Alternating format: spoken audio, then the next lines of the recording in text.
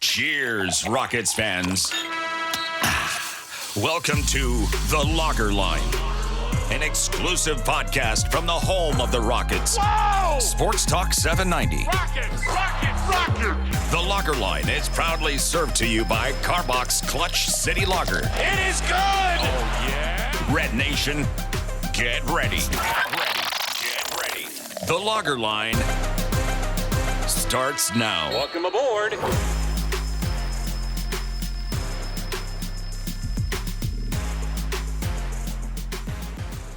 Ben DuBose here, Paulo Alves there. Welcome into another episode of The Lager Line, as always served to you courtesy of Houston's Karbach Brewing. It's Friday, August 15th. It's usually the dead period of the annual NBA offseason, but this week is the one slight exception because within the past day, we've gotten the full release of the 2025-26 NBA regular season schedule. So we now know virtually the entire 82-game slate for your Rockets. Still waiting on two more games that will be determined based on NBA Cup results in November. Either the Rockets advance to the knockout stages as they did a year ago, or there are two games added against other teams from the Western Conference to be determined. But 80 of the 82, we now know who and when the Rockets are going to be playing, starting with a ring night opener October 21st on the road against the Oklahoma City Thunder, first time since 2017 that the Rockets have played on ring night. They actually won that one out in Golden State. Ironically, it was Kevin Durant who had a game winner that was a fraction late. Tillman Fertitta at his first game as owner got to celebrate, and the Rockets went on to have the most successful season in franchise history, 65-17, best record in the NBA by far. We know what happened with Chris Paul's hamstring in the playoffs, but all in all, it was a very good season. If the Rockets can be even close to that good in this upcoming season, I think we would all be thrilled with that outcome. So hopefully something similar happens on October 21st at Oklahoma City. It'll be ring night for the Thunder. KD being back in that gym always brings back memories. So hopefully he's able to go out there and have a big game for the Rockets in what will be his Houston debut. Then October 24th, that Friday, is the home opener against Detroit. The Thompson twins battle between Amen and Asar. So there's a lot to look forward to this upcoming season. We've been hyped ever since the Kevin Durant trade because the Rockets are in the top tier of NBA contenders. And Paulo, my biggest takeaway when I look at this schedule, I'm sure we'll get into some of the micro as far as, it's very road heavy to start the year, home heavy on the back half. And we're going to do a draft as this episode progresses of our favorite games. So that will be something of a ranking of what you should most look forward to, both home and away games. But I want to start with just general thoughts and takeaways. And I think it's those spotlight games. I mentioned ring night. It's the first time since 2017 that the Rockets have been on that stage. They're playing Christmas Day at the Lakers, the first time since 2019. They have 28 nationally televised games. A year ago, it was 3. It is the biggest rate of increase in the entire NBA. The only teams with more nationally televised games are the Thunder because they just won the championship, the Lakers and Knicks because they're the two biggest markets and they're relevant, and the Warriors because of Steph. Those are the only 4 teams in the entire league with more nationally televised games than the Rockets, a team that the last 2 years had 0 and 3 at this point going into the season.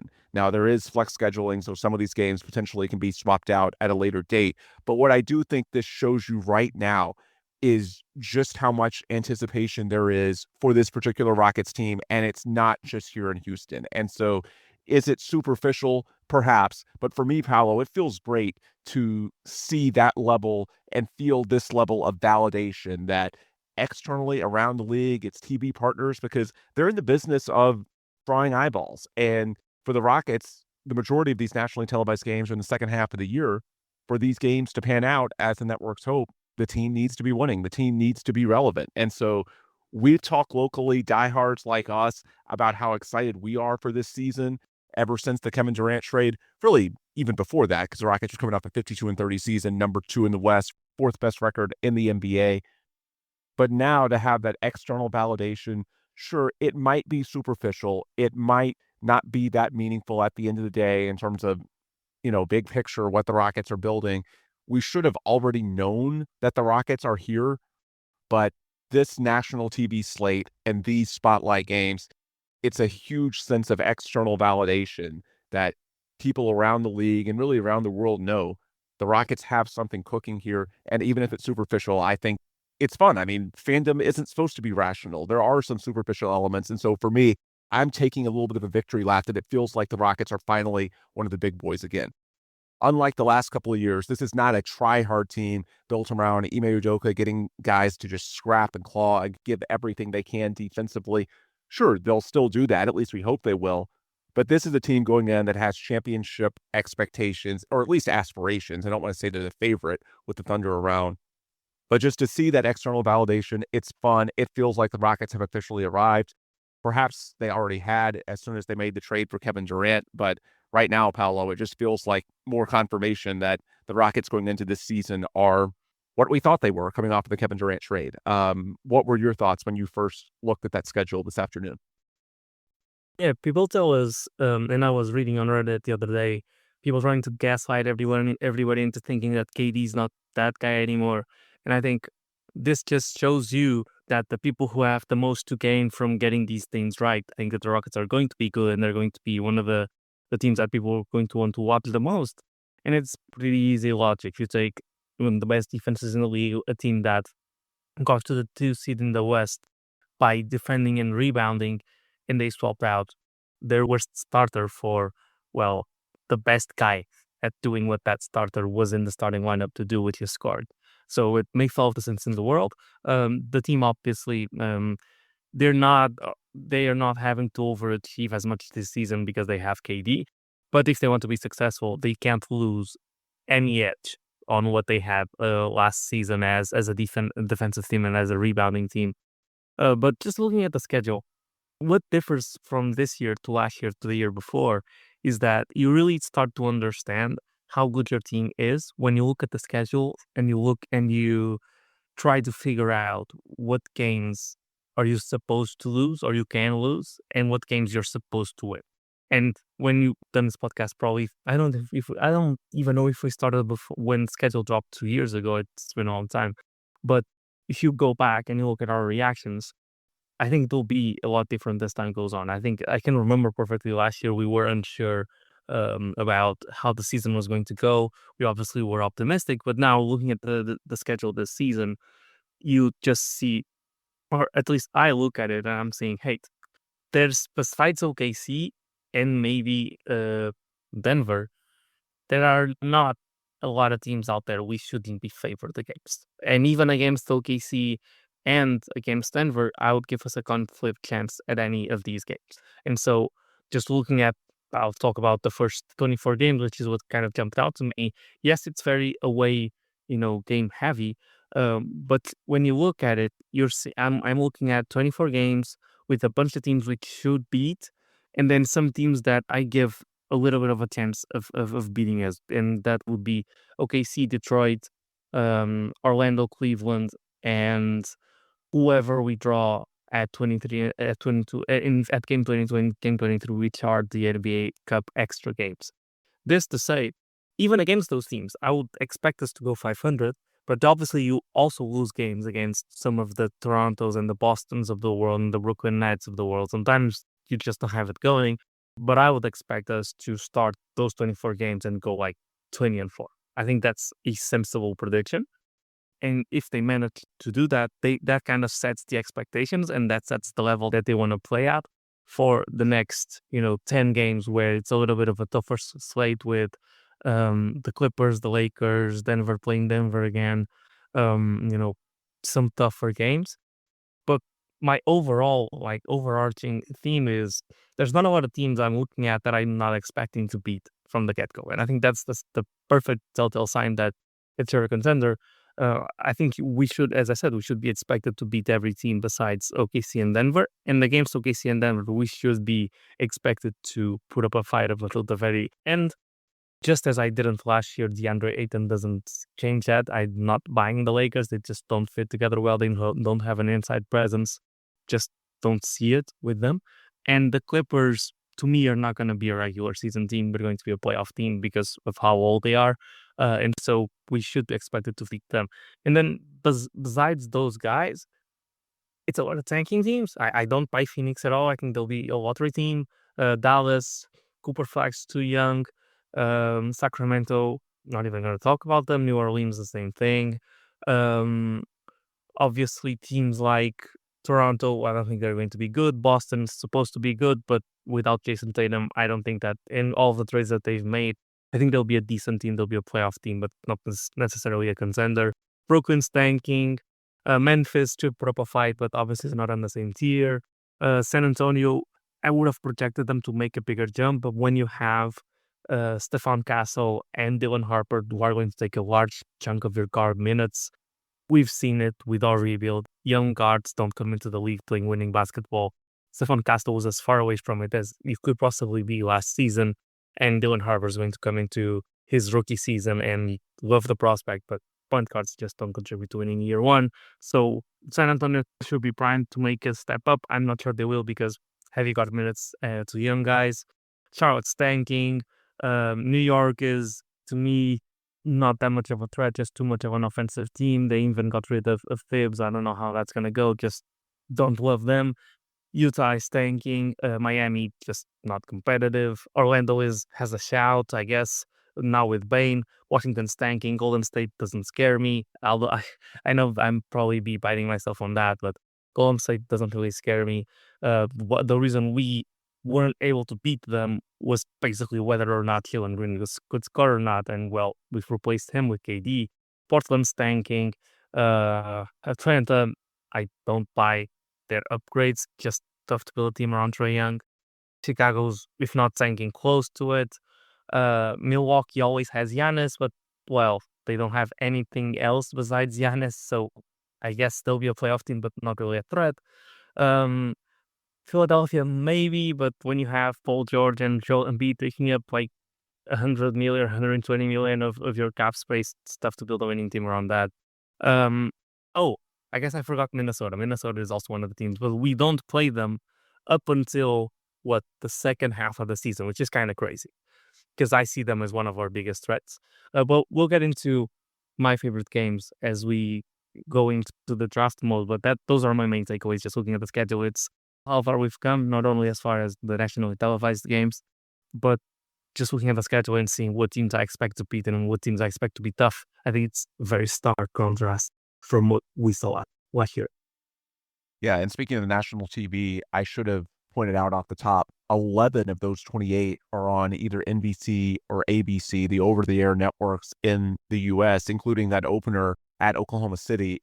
It'll be the first NBA on NBC telecast in more than 23 years, if that tells you anything about just how much the Rockets are seen as a top-tier draw, both for basketball and business purposes. And in this case, there's a lot of overlap there.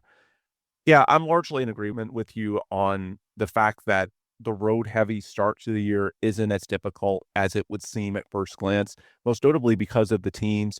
But also, I think you catch a break in there with the back-to-backs or lack thereof. So the Rockets have 14 back-to-backs this year, but they don't have any until November 30th and December 1st, and both of those games are in Utah. So when you look logistically at how it sets up, especially early in the year, yeah, there's a lot of road games, but they are spaced out. And really, that's the theme we see all season long. Of those 14 backs-to-backs, which are slightly below the league average, 8 of them have no travel in between. A 9th is going from Houston to Dallas, and 7 of the 8, both are in Houston. So I think it's important to underscore that when we talk about back-to-backs, it's never easy, but what makes it really difficult is when you have to finish a game, by the time the game is over and everybody showers and you get to the airport and then you hop on a flight, fly in the middle of the night to another location, and then you go from that airport to your hotel room. And by the time you're turning out the lights, oftentimes it's 4 a.m. and you're not getting anywhere near a full night's sleep before the day that culminates with the next night's game.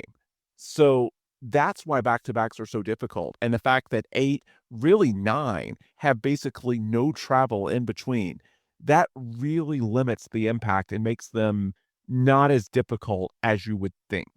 So really, we're talking about out of 82 games, just 5 or 6, because even the 2 NBA Cup add-ons, whether the Rockets advance or they're just filler regular season games, those aren't gonna be back-to-backs. So for a team that is a little bit older and has a 37-year-old Kevin Durant as its centerpiece, or at least one of its centerpieces, the Rockets got a pretty good draw with back-to-backs, and so I think that will help them early in the year. There are a lot of back-to-backs in the second half of the year, 11 from January 15th until the end of the season, but that's when you have a lot of games at home. So I think a lot of the back-to-back considerations are mitigated when you're able to go home and sleep in your own bed between the first and second games. And obviously, the Rockets do have options. Certainly, Steven Adams can be load managed with Clint Capella. That was a big part of the thinking there. So I think it's a good draw for the Rockets. And the other thing that you might have to worry about a little bit with those road games, what if things don't go well? What if Kevin Durant or Amen Thompson, God forbid, turns an ankle early on? And before you know it, things snowball because you don't have the easy games at home to sort of fatten up on. Well, even if for one reason or another, the Rockets aren't close to that 20-4 mark that you threw out, Paolo, the Rockets to me seem like a pretty strong team mentally in that in year 3 of Ime Udoka, they do what they do. They know foundationally who they are. They have an identity. Even the Kevin Durant addition, as you said, Paolo, it's basically just plugging Kevin Durant into the Jalen Green role from last year. Now, there's going to be a few tweaks here or there. Obviously, KD's a better player, but the point is, KD individually, I think he certainly knows at 37 years old what he needs to do to be successful. And for the Rockets collectively as a group, I don't think it's going to be a radical change by and large. They're bringing back the team they had a year ago that finished number 2 in the West, and you're just getting a more consistent version of Jalen Green in that perimeter alpha slot with Kevin Durant. So I think the fact that the Rockets going into this season with a lot of continuity, a lot of self-belief, year 3 of Ime Udoka, they're going to open up the playbook even more and adding more veterans like Kevin Durant. It helps you do that because there's a higher collective team IQ. I just think even if things don't get off to a good start for one reason or another, this is a team that's equipped to stick with it and isn't going to get buried in a cycle of self-doubt. And then conversely, a lot of home games to finish the year, 14 of your last 22. I like that because I think we saw in last season's NBA, there was carryover between the final few weeks of the regular season and the playoffs. You look at the West, the Warriors had to go full throttle from early February onward after they acquired Jimmy Butler at the trade deadline. We saw how that worked out against the Rockets. Minnesota is a team, you mentioned them, Paulo. They got hot late in the year after being a little sluggish for long stretches after making right before training camp the Karl Anthony Towns for Julius Randle trade. We saw in the East, the Pacers and Tyrese Halliburton specifically had a slow start to the year. Then from January 1st onward, I think they had the second best record in the league behind the Thunder. Not everybody expected a ton from them in the playoffs because they were looking at the overall record and seed, which I believe was 4th or 5th. But if you looked at the final few weeks and months leading into the playoffs, they were a different group. And so I do think there's some carryover. One thing that, this is super micro, but I do think the Rockets basically not taking the final 3 games of last regular season seriously because they had locked up the 2 seed and 2 of them were on the road. I do think there was a bit of a carryover into that terrible game 1 performance against the Warriors where they looked just totally discombobulated offensively. So the fact that the Rockets have all these home games late in the year, including a 3-game homestand to finish out, yeah, I think even if the Rockets are dominant throughout the season the way we hope, I do think there's something to be said for playing your best ball in March and especially April and having a carryover effect. I do think that's real. I think we saw it throughout the NBA in these past playoffs. And so I think this schedule puts the Rockets on course to do that. There are no guarantees, but I love the way it sets up. Paulo, before we move to individual games and the draft, let's make predictions. What are you thinking as far as an overall win number for this season, looking at the draw that they got? So people are gonna call me crazy, but like, listen, I mark the games that I think are, riskier, right? Basically I marked every game I think we have a chance of lose. Well, that sounds kind of overzealous. I marked every game in which I consider the other team dangerous enough for us to be able to lose and me being okay with it. So I didn't mark the contenders. I marked teams that I like. And I didn't mark the Knicks, but I marked Orlando, Clippers, OKC, Detroit, Cleveland, and then Denver and the two LA teams. I don't know if I said the two LA teams twice. Oh, and Minnesota. So I marked all the games against those teams, and it added up to 20 games. And then you have the 2 extra games from the NBA Cup, which could be or could not, depending on how we do. Could be better teams or worse teams. Those are 2 games. I think that adds up to 22 or 23 games. So I think it's reasonable to say 60 wins. And I do know that when the season comes along, unexpected losses happen. But if we look at losing every single one of these games against good teams and winning all of the others, it would be 60 wins. And then assuming we win against some of the good teams and we lose against some of the bad teams, I think that's around the number. And so I even think that 60 wins is somewhat missing the word.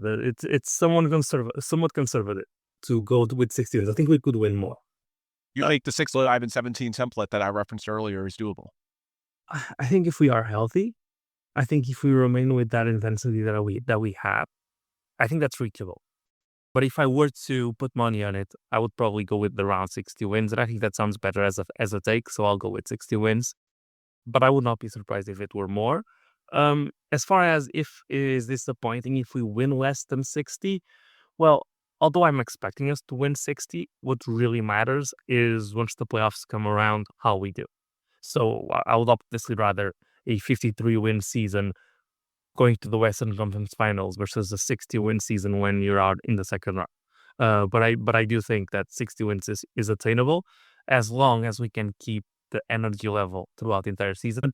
Because I really do think there's a lot of teams this year that are pushovers, especially when you consider that some teams just don't have a superstar. There's a lot of guys out there with season-ending injuries already. Damian Lillard's out, so the Bucks are weaker. Halliburton's out, so the Pacers are weaker. Tatum's out, so the Celtics are weaker. That's like, 6-7 games all of a sudden that in a normal season would be 50-50s that in this season are more than likely just wins for us. So I do think that the NBA is weaker this upcoming season than it was last season, but I do think that 60 wins is attainable, and I'm going to set my prediction there.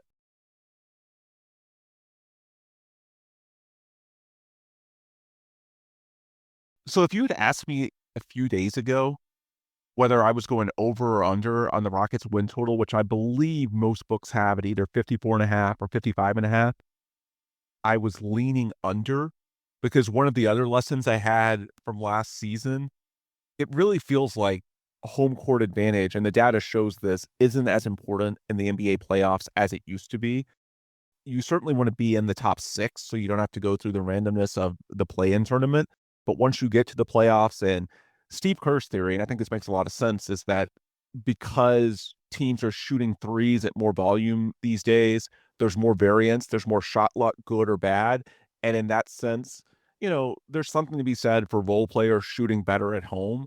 But by and large, you can have a good night on the road, you can have a bad night at home, as we saw the Rockets had in Game 7 as the 2 seed, where they couldn't make a lot of shots, although part of the problem in that Game 7 against the Warriors, they couldn't generate enough threes. The entire offense broke down, with Jalen Green's struggles at the forefront of the list as far as the reasons why. If you had asked me a few days ago, I would have said, with the Rockets having an older team and guys like Kevin and Fred VanVleet and Steven Adams, that they really need to load manage late in the year to make sure they're healthy in the playoffs. I would have said that it wouldn't shock me to see them pull back on the throttle a little bit, have a few rest days here and there, especially in March and April, and that deflate the record to certainly not bad, but maybe 53, 54 wins, to where they're just under, even if the talent level is something of a 60-win team. However, I love the way this schedule sets up. It's as friendly of one as I've seen in all my years covering the NBA relative to the way a team is built. And the biggest factor that I want to hit home here, so the scheduling formula every year, you play teams in the Eastern Conference twice each, and you play most teams in your same conference, in Houston's case, the West, 4 times. However, if you played every West team 4 times, just do the math, 15 or 14 times 4, because you can't play yourself, but 14 times 4 is 56. and then the 30 games against the 15 East teams, you'd have an 86-game schedule. You're obviously going to play 82. So there are some teams in the West that you only play 3 times, and it rotates every year. There's just a formula, and from one year to the next, who you play 3 times typically changes, other than I think you always play teams in your division 4 times. Anyway, the 6 teams the Rockets are currently scheduled to face only 3 times: the Thunder, the Nuggets, the Timberwolves, the Lakers, the Clippers, and the Warriors. That's a who's who, Paulo, of other contenders in the West. That is an incredible draw. There's no Blazers, there's no Jazz, there's not even a mediocre team like the Kings. These are 6 contenders that the Rockets are only going to play 3 times instead of 4, or currently are scheduled to play only 3 times. Now, with that said, there are 2 games to be added in the NBA Cup, and those are likely to be difficult. You could play a team from that group if you advance, because you're not going to play an Eastern Conference team until the final, or more realistically, if you don't advance, and the Rockets do have a pretty difficult NBA Cup group with the Nuggets, the Warriors, the Spurs, and the Blazers, and the Rockets may not take the Cup as seriously this year as they did last year when they did advance, because obviously this team is much more mature in its developmental cycle. They're much more secure in themselves, so they're no longer the young team that's going to play disproportionately hard in Cup games. Well, if they don't advance in the Cup, then the 2 add-on games are generally taken from those same conference opponents that you play only 3 times. So the odds are, of that 6-team list, 2 are going to get added on to your December schedule. And hopefully the Rockets are able to withstand it. They do have a ton of road games in December, so that's one thing I'm sort of keeping a watchful eye on. But even if, just zooming out and looking at the macro, even if you add 2 of those 6 to the schedule, the 4 teams that you don't play, being from that OKC, Denver, Minnesota, Golden State, and the 2 LA squads, to only play them 3 times and to get 4 games against the bottom feeders, the Blazers, the Jazz, the Kings, potentially could be a bottom feeder as well. That's a real break for the Rockets. And so you combine that with a friendly setup for the back-to-backs, fewer than the league average, way more back-to-backs with no travel in between than the league average. The Rockets have 8, basically 9, if you count no travel on that 30-minute flight from Houston to Dallas. The average in the NBA, back-to-backs without travel in between, 4.9. So the Rockets have fewer back-to-backs. They have way fewer back-to-backs than normal when you consider the really harsh ones with travel. And the schedule, I don't think Tankathon is updated yet, their strength of schedule metric, but I feel pretty confident that the Rockets are going to be at the bottom of the Western Conference when it comes to the weakest schedules, because obviously they can't play themselves. And then these teams that aren't on their schedule 4 times right now, that's a huge break. And so it's to where if I was at 53, 54 wins before, and I look at this, both who they're only going to play 3 times and the back-to-back, that's nudged me to, I'll say 57. I'm not going to be as bullish as you are and say 60, because I do think they're going to be creative with load managing Kevin in particular down the stretch. And there might be some bumps early in the year. They're trying to integrate some new pieces, yada, yada. But this is a very friendly schedule. There's plenty of spotlight games. Don't get me wrong. I think, man, I was talking to some people today. It's going to suck that we don't have Craig, Vanessa, and Ryan as much as we're used to, because a lot of these national games, they have the maximum of 15 national TV exclusives, as opposed to the last couple of years, it's been like 0 or 2. So we're not going to have our favorites the way we're used to.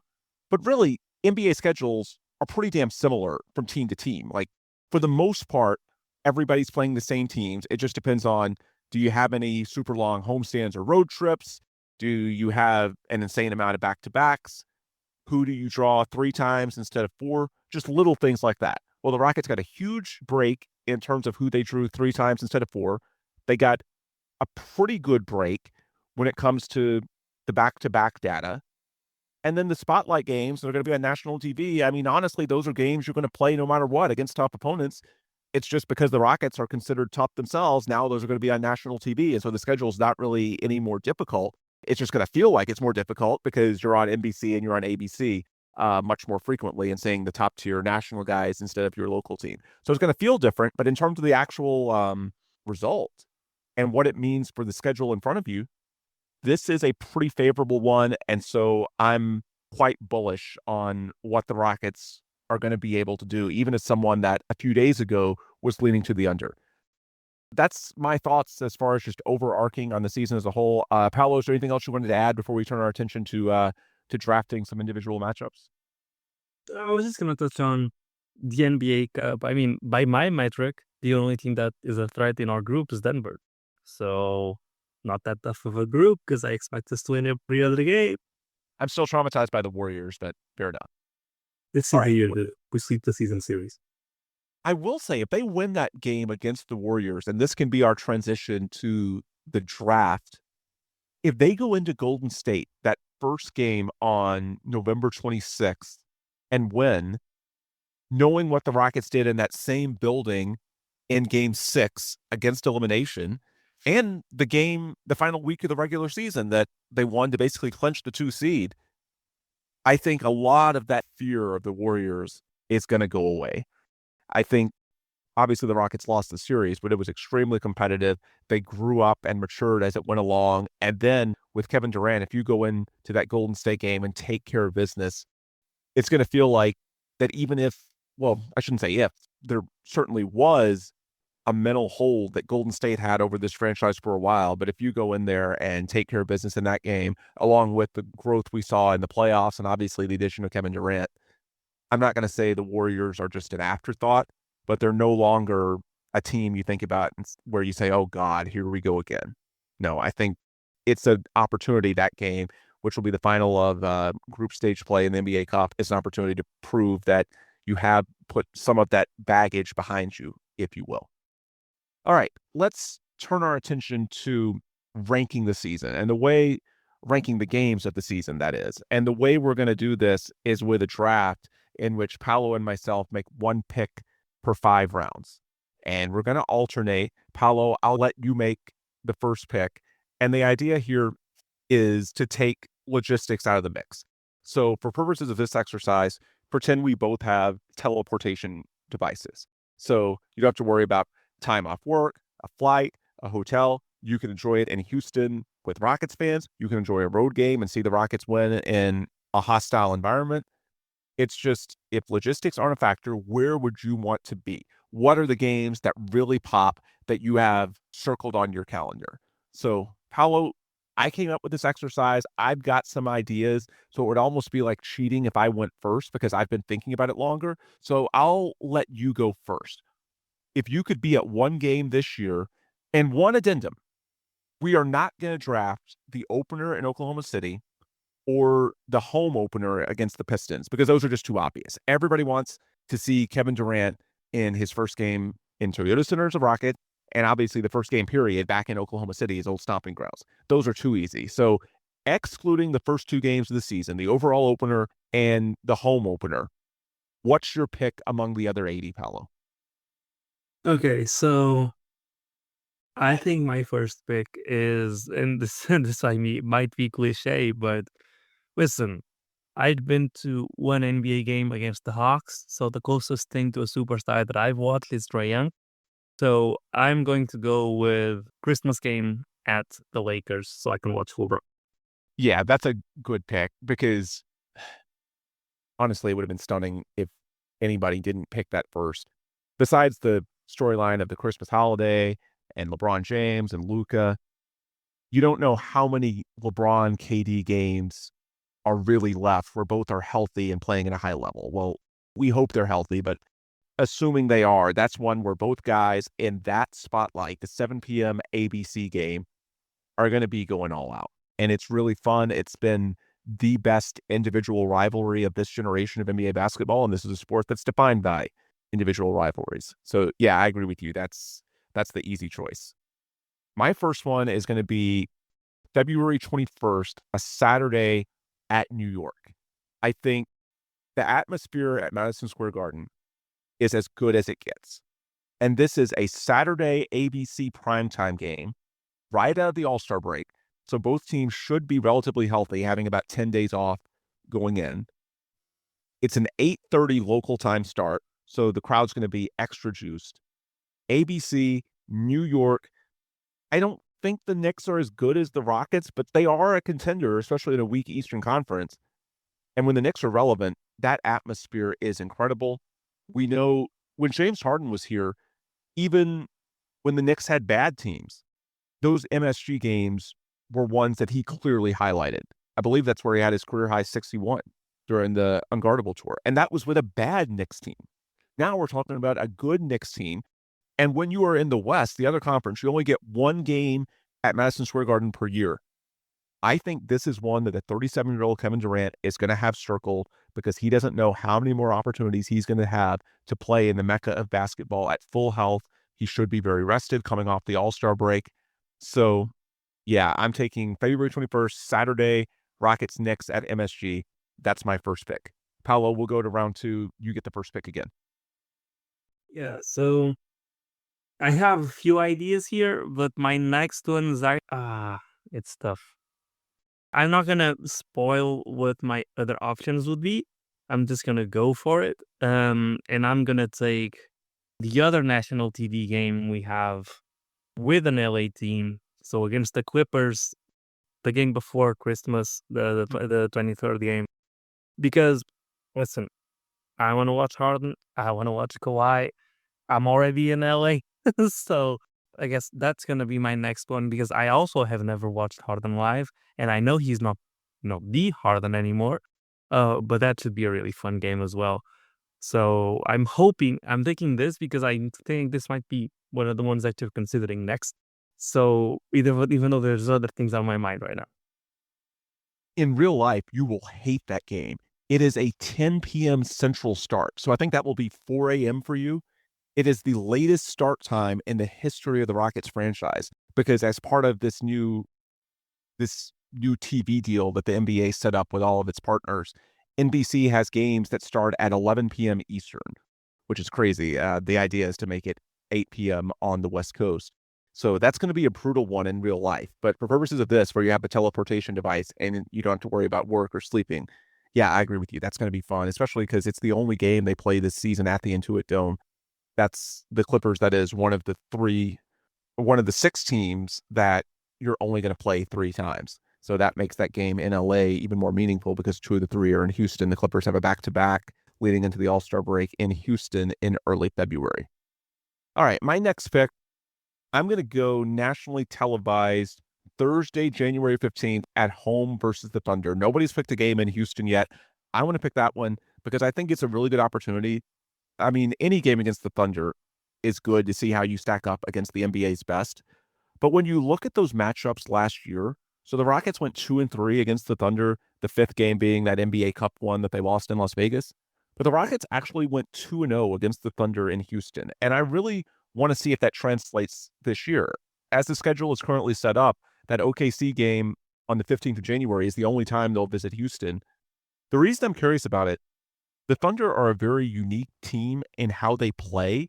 They're very dependent on obviously getting to the line a lot. Insert SGA grifting comment. Conversely, the Rockets are dependent on being able to defend physically.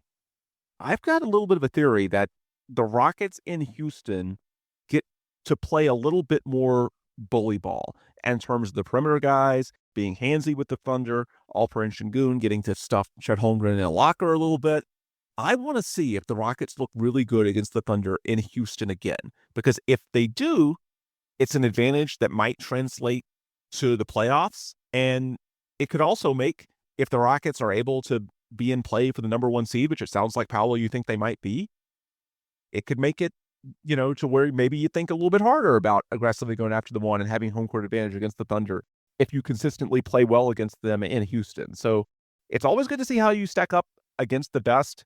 But I am sort of curious, after as well as the Rockets played against the Thunder in Houston last year, if they do it again in the one meeting in Houston this season, that's where I might start to think, hey, there's something to the idea that maybe it's how the games are officiated, maybe it's any number of factors, but the Thunder just don't play that well in Houston, and that could have some interesting ripple effects down the line. So, yeah, that's my pick, January 15th, Thunder at Rockets. Paulo, you're up again.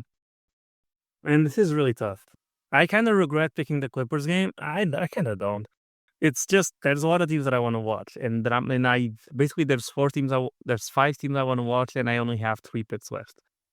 So next one I'm gonna take is, well, I'm not going to assume you're not gonna take another OKC game, so I'm gonna save that for later, and I'm gonna take a Minnesota game. And this is tough because obviously national TV games are better, and there's one in Houston right after that OKC game, but it's the back end of a back-to-back, which makes it rough because if it's the same as we saw last season, we struggle in those. So the question is, would I rather it not be national television? And in that case, it's the second to last game of the season, which might actually not matter. They might rest guys, so I'm probably not gonna steer clear of that one. And I'm probably gonna pick the other Minnesota game, which is trying to find it. It's at Minnesota. Yeah, it's at Minnesota on national TV, on ESPN. Late in the year, but it's not so late in the year that people might be calling off the dogs, so to speak. Exactly. So I'm gonna go with that one. Okay.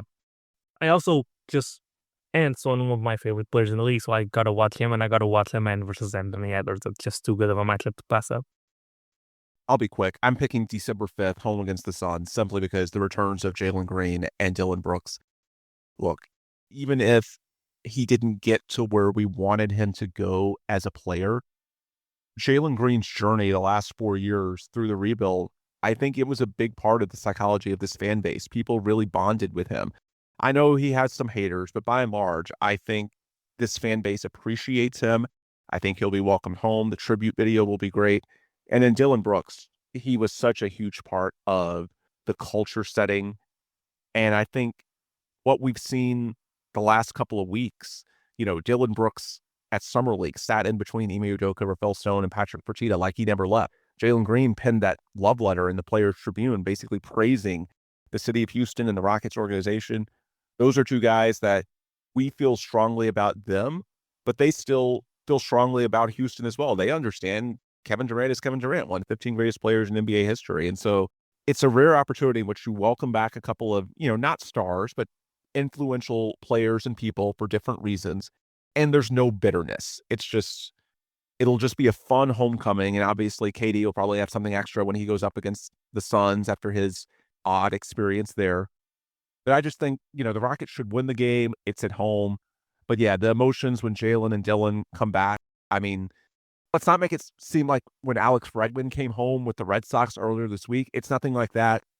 But it will be fun to see Jalen and Dillon here again. I think they'll get praised. They'll have some touching tribute videos. So I'm going to pick that one just as a sentimental.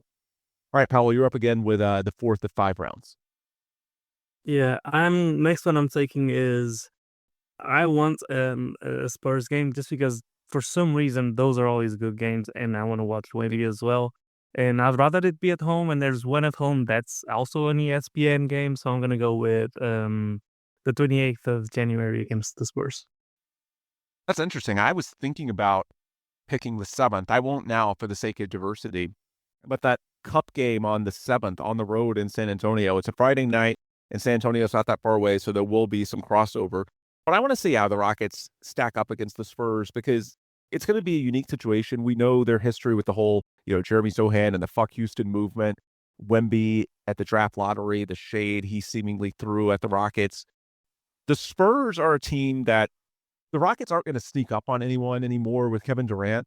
But for the most part, the Rockets aren't at the level of Oklahoma City or even the Lakers when other teams are looking at their schedules and saying, wow, I really want to take this game super seriously. The Spurs are the one team, I think they will take games against the Rockets more seriously than anyone else on their schedule. There's a lot of bad blood there, and I don't think the Rockets love the Spurs. But I just don't think the Rockets have as much animosity towards the Spurs as the Spurs do to them. Same state, smaller city, looking up. The Rockets have taken the next step in their rebuild. The Spurs haven't yet. The Rockets have gotten, not a rebuild anymore. They're full-blown contender. The Spurs thought they'd get Kevin Durant, or at least many of the fans did. The Rockets ultimately did. So I think San Antonio's going to have a chip on its shoulder going into that game, the players, the fan base. And so, yeah, it'll be fun to see how Houston plays as the hunted. And so that's why I was thinking about that February 7th game, or that November 7th game, excuse me. But The one you picked, Paulo, can't argue with it because that's in Houston. I think you've been road heavy. But either way, the Spurs matchups are interesting. I could also see the Spurs being a team that, like the Rockets a year ago, takes the NBA Cup games disproportionately seriously because they're a little bit younger. But yeah, in general, Spurs-Rockets matchups, they'll be fun. And I think the last couple of years, it feels like the Rockets have generally been the hunter rather than the hunted. Those San Antonio games, the Rockets will be the hunted and the Spurs will be the hunter. So how do the Rockets handle that change? That's going to be an interesting storyline. I'm actually going to pick, and this is my fourth game. I got a couple of different options. I'm going to take the road game at Cleveland on November 19th. Because you mentioned, Paulo, to start the year, how the Rockets aren't going to be underdogs all that often. That's one game where they will be. So if the Rockets get off to a fast start, which it sounds like we're both in agreement they probably will, assuming health, that's the one game against another team in that tier one group of contenders, a road game early on. Well, there is the opener in Oklahoma City, but we made that off limits for obvious reasons. How do the Rockets handle that environment? Can they go out on the road and handle their business early in the year? And that's the point of the season where teams play very hard. Any rust to lead off the year is generally gone. Nobody's gotten into the doldrums yet. So how do the Rockets play on the road a month into the season against a legit contender? That one's interesting for me. I know Cleveland is not a destination city by any means, but it does seem to have a good atmosphere for games. It'll be a good test for the Rockets. So that's my fourth pick of the 5 rounds. Paulo, final round, what's your fifth and final? Yeah, so there's 3 options here. And now I can be fully transparent because there's nothing to lose. The options are the Warriors, the Nuggets, or OKC. And Denver's cool, but we don't have the history with them that we have with the others. And then between OKC and Golden State, listen, OKC games are always awesome. We always play up to them. And then on the other hand, Golden State is Golden State, and Steph's probably not far from retirement. But I always hate watching home games against the Warriors because there's always way too many Warriors fans there. It feels like I was seething seeing the crowd chant for Steph. So I'm gonna save myself that annoyingness, and I'm gonna go with OKC, which means it has to be an away game. So I'll take and it can't be the first one of the season. So I'm gonna take the one The seventh. it's the 7th. Yeah. So it's your last chance to see how you stack up against the champs. All right, my final pick, and there's 3 that are in play, but I'm going to go back to a talking point we had earlier. I'm going to pick that November 26th game at Golden State, just because I think if you can win that game, and it would be a surprise if the Rockets aren't at least in cup contention at that point. That's the final night of group play, so they'll be at least playing for something added beyond just one game out of 82 in the standings. I think there will at least be some cup implications. But I just think if they can go out in Golden State the night before Thanksgiving, ESPN game, exclusive, I believe, so everybody in the league will be watching it. If they can go out and handle their business in that environment after what we saw in Game 6, after what we saw at the end of the regular season, I mean, we'll always be pissed off about the Warriors over what's happened with the past 10 years. But I think if you go out in the first game of the next season and, Kevin Durant in games against the Warriors, he always seems to have something extra as well. The fans also have something extra for him. But I think if you go out at Golden State and take care of business there, then I think that's sort of a turning of the page. Like, it would have obviously felt better to turn the page by beating them in the playoffs. But I think if you go out and handle your business at Golden State again with Kevin Durant in a starring role after making him the flagship acquisition of your offseason, then I think that that gets to the same end goal. So that's our 10. Paulo, anything else you want to add on the schedule before we get to the final segment, which actually is going to be about the aforementioned Kevin Durant? Any other schedule thoughts before we move on? No, I'm good. Stop by Sherwin-Williams and get 30% off select paints and stains August 15th through the 18th. It's the perfect time to transform your space with color. Refresh your home inside and out with colors that make every space feel brand new. From cozy interiors to stunning exteriors, we've got the perfect shade for your next project. Visit your neighborhood Sherwin-Williams store or shop the sale online. Delivery available on qualifying orders. Click the banner to learn more. Retail sales only. Some exclusions apply. See store for details.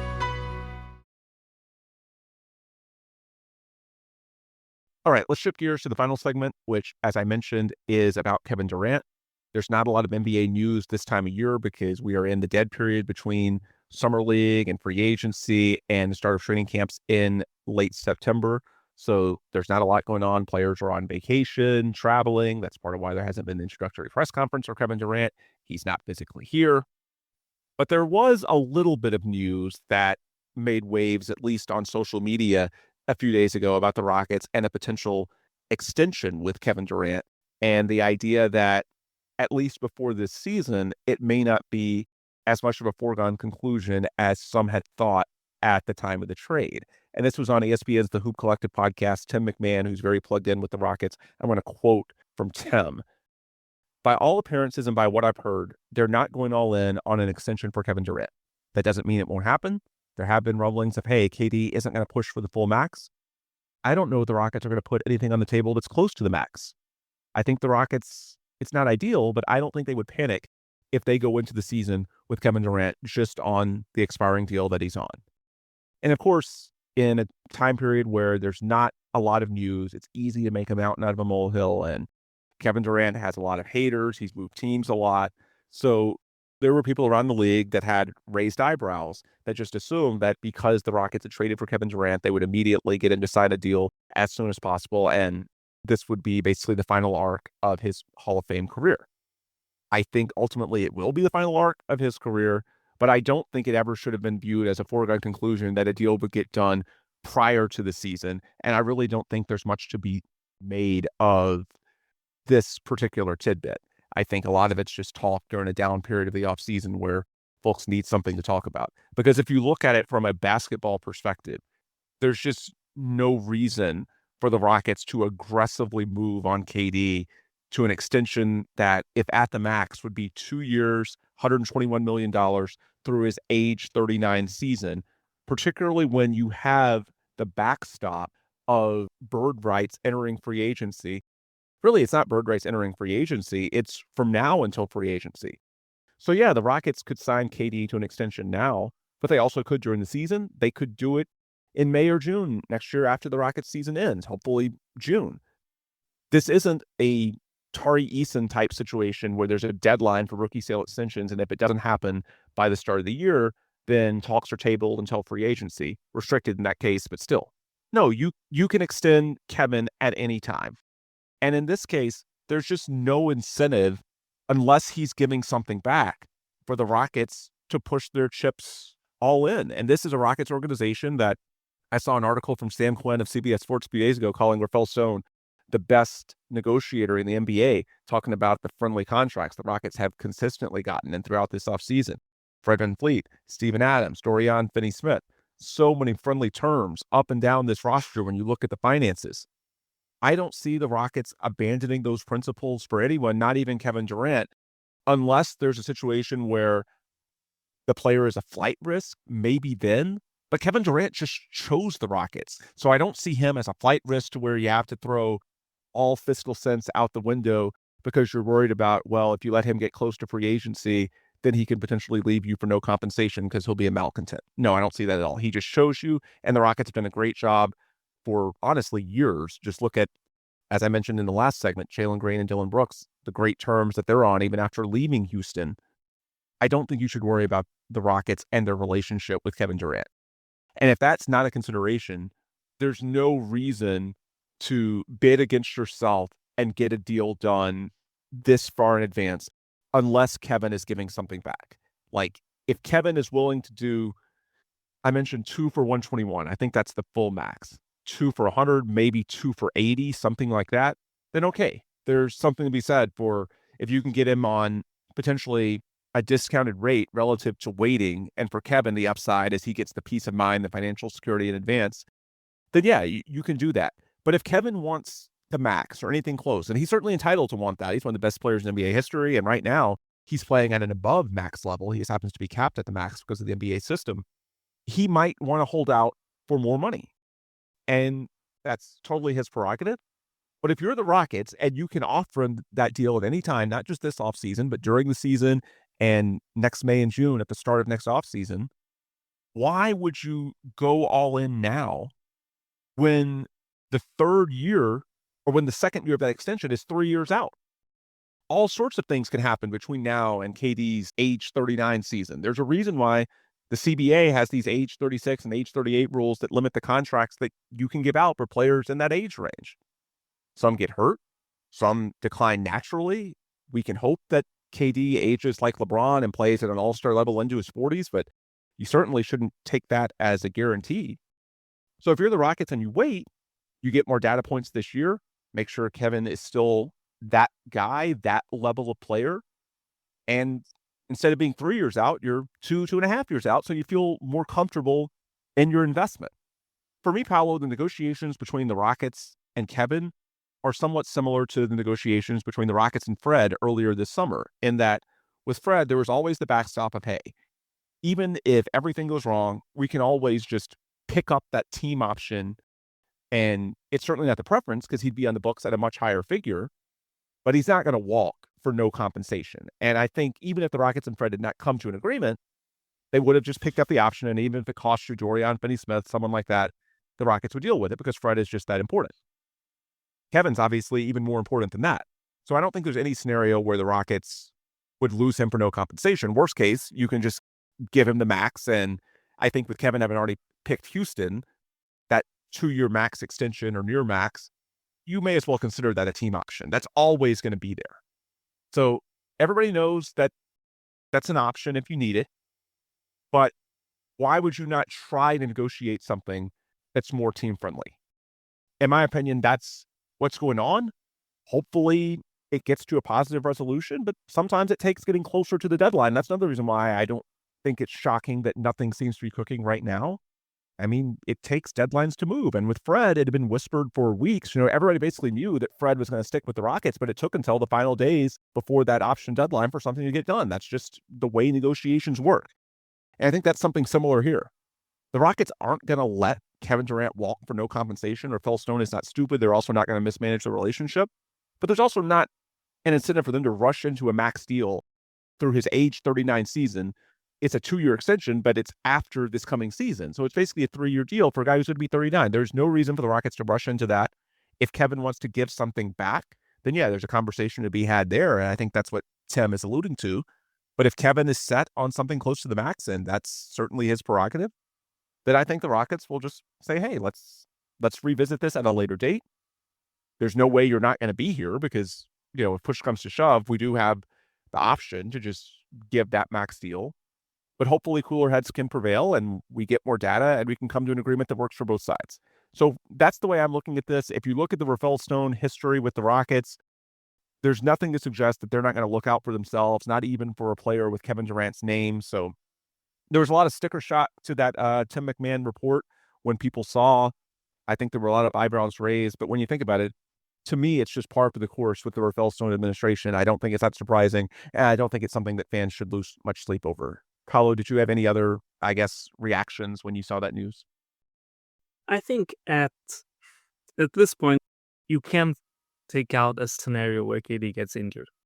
So I actually would probably agree that the best course of action is just to let him hit free agency next year.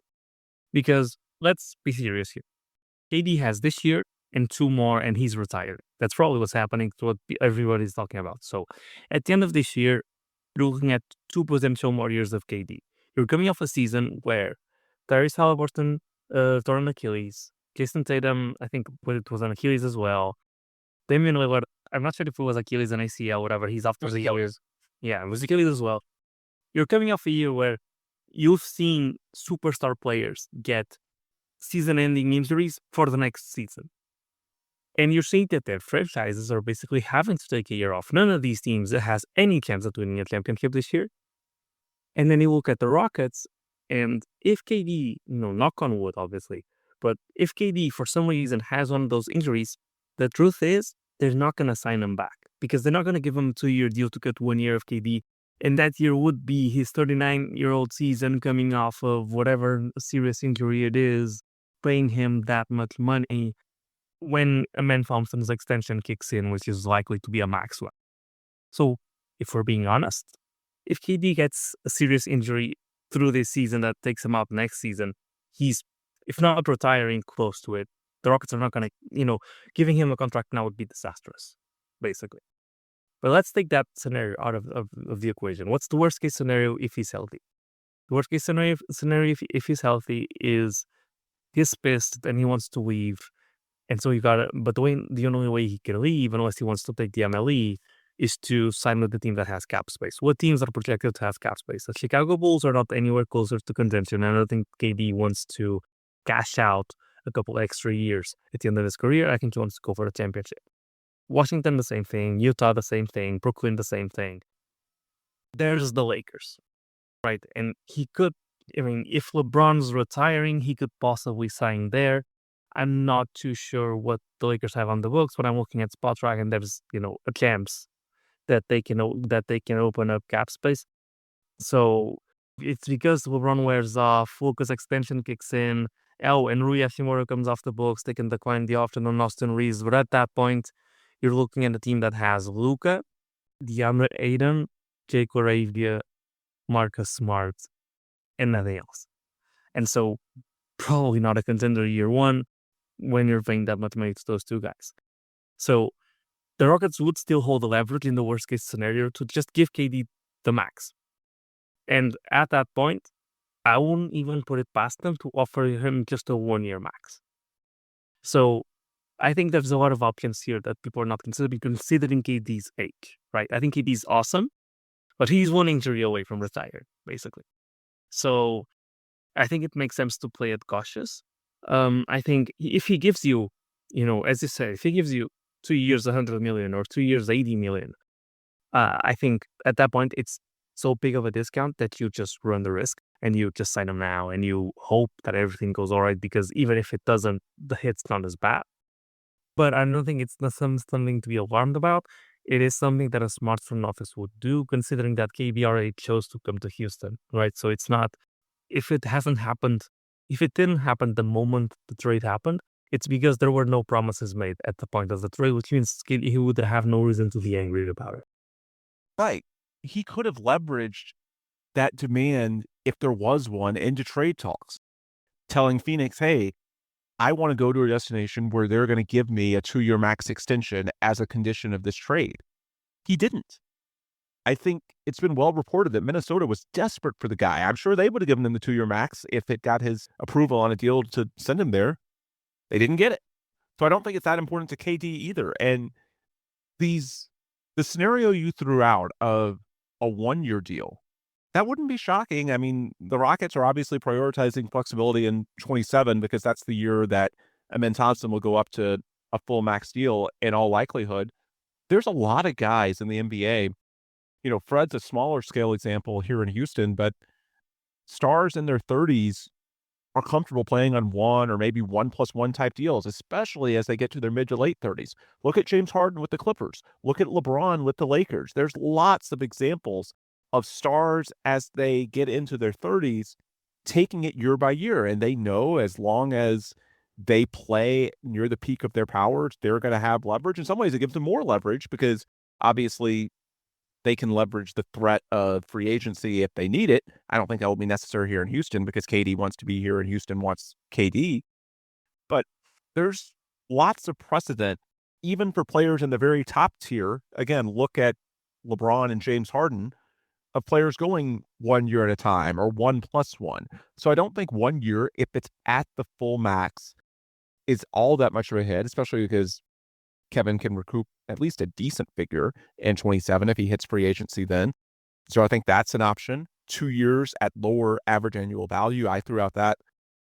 There's lots of ways that this can end. But I think where we're in alignment, there's just no reason for the Rockets to irresponsibly bid, and there's nothing in their history to suggest that they would, at the full max for 2 years this early. If push comes to shove, and assuming there's no injury, now they let him walk if he's injured and God forbid tears an Achilles, but I think they'll load manage him pretty well so that hopefully that doesn't happen. If God forbid something terrible happens, then sure, they might let him go. But if not, I think it's similar to Fred in that worst case, they'd bite the bullet. They wouldn't lose him for no compensation. You'd take a hit on the Dorian Finney-Smith tier before you'd lose someone like Fred VanVleet or, in this case, Kevin Durant. So he's going to stay no matter what. You have the bird rights in your back pocket. But yeah, they'll try and negotiate a more friendly deal. And by the way, just a little thing, I've heard that Kevin and Fred have worked out together this offseason. They have a very good relationship. KD's been very complimentary of him over the years. And so seeing Fred take a discount here in Houston, and Fred now is actually president of the players union in the NBA. When Fred, the veteran leader, sets that tone, when he provides that template, it wouldn't shock me if Kevin follows. Fred's a pretty influential guy. The way they can justify it, I know technically, it's not good for the union if players are taking below their maximum earning power. Look, this is an awkward time in the NBA anyway because of the second apron, because of how punitive some of the team building measures are with the new CBA. And I think with guys in their 30s that have huge career earnings in the hundreds of millions, Kevin has so much endorsement money coming in as well. I could see, similar to Fred, him taking a much lower deal than expected, with the logic being, hey, why don't we let guys like Amen Thompson and Alperen Şengün? Şengün's not at the max, but he's pretty damn close. I think Amen will definitely be at the max. Guys that are getting their first contract, their first real opportunity at generational wealth, why don't we let the organization splurge on them and save a little bit of money on us, guys that already have massive career stockpiles of money over a decade plus in the NBA?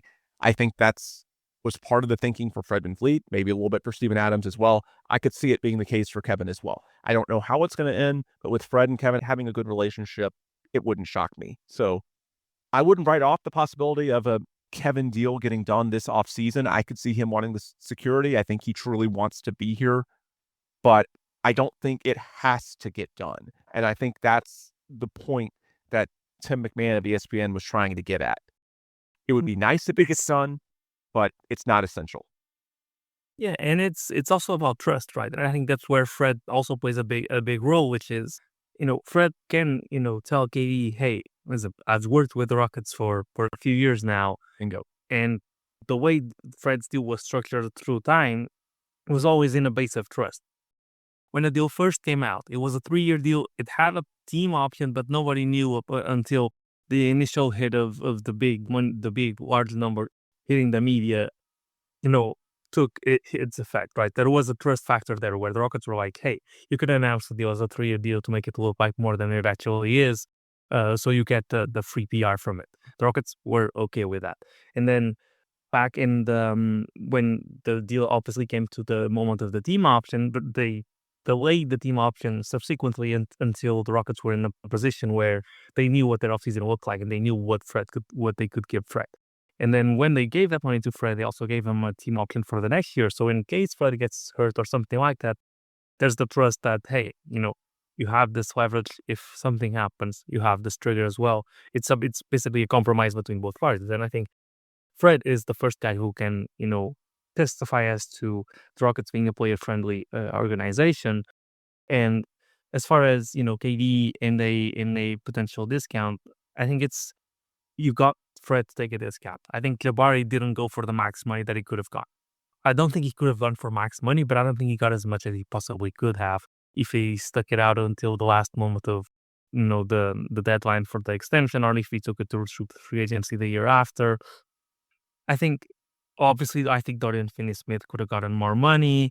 I think Steven Adams could have gotten the full MLE somewhere. I think there is a precedent of the Rockets trying to kind of penny pinch on every single deal to try and make up space to have a better team. And I think everybody's along that direction, and it would make every sense in the world that KD, the guy who's the older one that's, trying to get another championship and who would probably have the most to gain from a championship, which is something that people don't talk about. This would be KD's, I'm the man, championship. Everybody says outside of the shadow of Steph Curry. Yeah, exactly. This is one of his last opportunities to cement his legacy on the one thing that everybody throws in his face. So I think it makes sense from that perspective. And I think, if I'm not misremembering, I think even Tim McMahon told or said that he is expected to take below max money. It's just how much below max money will he be taking. So it's not like KD wants the max and the Rockets are unwilling to give him the max. It's that, well, KD is willing to give some back, and the Rockets will probably be more comfortable if they got a little bit more back in that deal. Yeah, exactly. How much? Exactly. So I think it just makes sense. I think the Rockets have been cautious the entire time through with contracts. Well, they've been cautious with contracts from the moment that the salary cap started to matter, which is when they tried to become good. From that point on, they've been smart with how they've handled everything. I think Tariq's extension is probably the priority right now. This doesn't mean that they can't do two things at the same time, but I think Tariq's contract is more important, and I think Tariq's extension probably impacts how much they're willing to offer for KD as well, because they'll be paid at the same time. Him, Jabari, and KD will obviously be being paid at the same time. So that structure, especially for that third year of KD in Houston, which would be the second year of Tariq's extension and Jabari's extension, especially at that point, is the most important point. So it makes sense that they want to know exactly what they're going to have on the books before they give KD, an offer for. Because what I'm expecting to happen is they'll probably crunch those numbers and they'll give KD every last dollar that they can while still reasonably being able to either duck the tax or duck the second apron or duck the first apron, depending on what they're planning to do with their MLE. So it just makes all the sense in the world for them to have a real look at what their actual cap hit's going to look like for that third year before making a decision on KD. And as I said, there's also that possibility of, hey, if you don't want to worry about that third year, or KD could come back with, hey, listen, don't worry about that third year. We'll look at it when it comes to it. Let's just sign a 1-year extension. And that's a possibility as well, I'm pretty sure. Yeah. The bottom line for me, trust the Rockets when it comes to issues of culture and relationships. And in this case, even if they aren't in alignment before the year, there's also value in giving Kevin more time with these guys. Kevin's a guy who, throughout his NBA career, I mean, he's gotten a reputation for not sticking around in one place for that long. I think it's pretty clear. Obviously, he has a relationship with Ime Udoka going back to their Brooklyn days. This is a culture that he's going to like. It's a culture that even the players who leave, as mentioned, Jalen and Dylan, still speak glowingly of. So he's working out with Fred now. That relationship is important. But if he's not on board, give him a few weeks of games with the rest of the team, and he sees what it's like on a day-to-day basis. Give him a few weeks being coached by Ime Udoka day in, day out. That may help as well, besides just the business case for waiting, getting more information if he's asking for too much now. If you need him to potentially take a discount, obviously the relationship with Fred will help. But I also think just seeing how good the team is, seeing what the culture is like, that stuff is only going to help you. And so when it comes to issues of culture, of relationships, I think that's where the Rafael Stone and Ime Udoka version of the Rockets have earned your trust. And so if the only real downside, as we mentioned earlier, to waiting is what if somehow the relationship gets poisoned, I don't think that's a realistic downside. That's not going to happen here. And so hopefully the sides come to terms before the year. If not, they can continue talking about this into the year, into even next offseason if they need to. He's going to be around, barring severe injury or barring something crazy. I truly believe he's going to finish his career here. It's going to be fine. It's a matter of when rather than if, and we'll see exactly when the sides are in alignment. Anyway, that'll do it for this episode until our next show, which probably in the 6 weeks leading up to training camp, I think will be more interview-based. Bring in some of your other favorite Rockets media personalities, perhaps social media as well, to talk about the team, what we've seen this offseason, expectations for the year ahead, because there's probably not going to be too much news unless there's a contract that breaks between either Kevin or Tari. So the next 6 weeks will be a little more infrequent with episodes, will also be a little different, less analysis between me and Paulo because there's less to analyze, period, and more bringing in people that maybe you haven't heard from as much, at least not on this podcast, over the season that was and might not over the season that is ahead, because we'll be talking game in, game out analysis again. But yeah, we'll do some more fun, offbeat things and perhaps let you guys get to know some of your favorite people around the Rockets a bit more over the next 6 weeks. Just give me a heads up that it's probably going to be a little bit different. Anyway, for tonight, this is where we break. And if you want more insights before our next episode, the best place to catch up with us is on social media. You can find me on major platforms at DuBose, Paulo at Paulo Alves NBA, and also through plugs to Rockets Wire, where I'm the editor. You go to rocketswire.usatoday.com, read the key takeaways article that I put up regarding the schedule today. That's got a lot of great insight. I put in a lot of work on that, so I'd appreciate it if you check that out. It'll get more in depth on what Paulo and I talked about today. And also check out our other friends, sponsors, partners, Carbach Brewing, Sports Talk 790, official flagship radio station of the Rockets. You can hit up their websites and you can find them easily at the link tree on Twitter/X, where if you go to the link tree of the Logger Line, that is, you can find links to friends, sponsors, partners, obviously distributors of the podcast as well, Apple, YouTube, Spotify, all that good stuff. Again, support the show, support its sponsors, keep us going as one of the most active podcasts covering Houston Rockets basketball. All right, with those plugs complete, we will adjourn for today. For Paulo Alves, I'm Ben DuBose. Appreciate you guys, as always, for listening, and we'll be back soon with more new episodes.